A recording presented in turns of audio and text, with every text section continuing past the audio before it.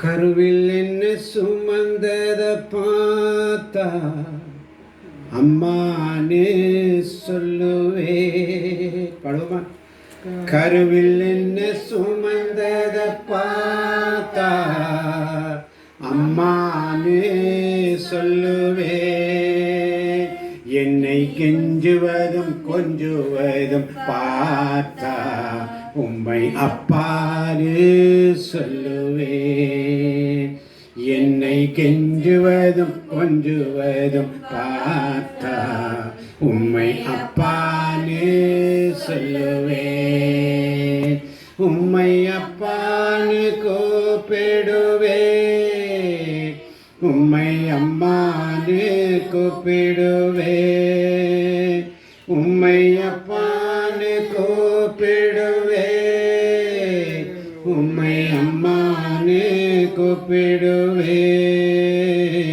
உம்மை அப்பான்னு கூப்பிடத ஆசை, உம்மை அப்பான்னு கூப்பிடவா.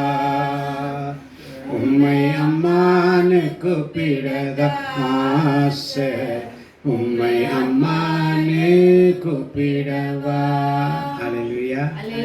அதனாலதான் உதரத்திலிருந்தே உங்களை தாங்குபவர் நான். உதரத்திலிருந்தே உங்களை தாங்குபவர் நான், கருவிலிருந்தே உங்களை சுமப்பவர் நான். அதனாலதான் அவருக்கு ஒரு நன்றி பாடல். கருவில் என்ன சுமந்தத பார்த்தா பாடுங்க.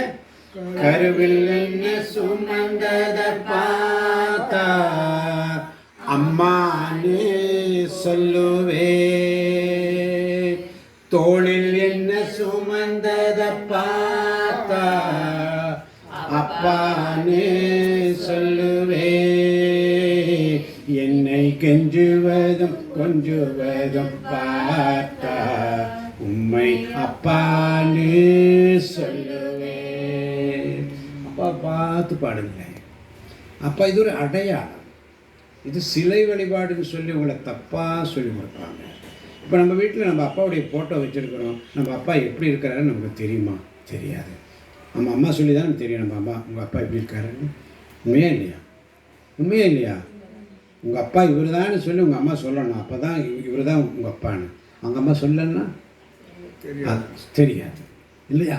அப்படிப்பட்ட அம்மா தான் நமக்கு யார்? மாதா. அப்படிப்பட்ட அம்மா தான் நமக்கு மாதா. அல்லேலூயா. இதோ இதோ உன் தாய். ஆண்டவர் சொன்னார், இதோ உன் தாய்.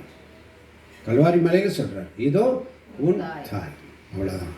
அந்த அம்மா நமக்காக பரிந்து பேசுகிறாங்க. ஆனால் மாதா கடவுளா? கடவுள் கிடையாது. மாதா கடவுள் கிடையாது. கடவுளை பெற்றெடுத்த தாய். இது எப்படி இருக்கு? கடவுள் கிடையாது, ஆனால் அந்த கடவுளை பெற்றெடுத்த தாய். இல்லையா இல்லையா? அப்போ அந்த தாய்க்கு நம்ம கொடுக்க வேண்டிய கனத்தை கொடுத்து தான் ஆகணும்.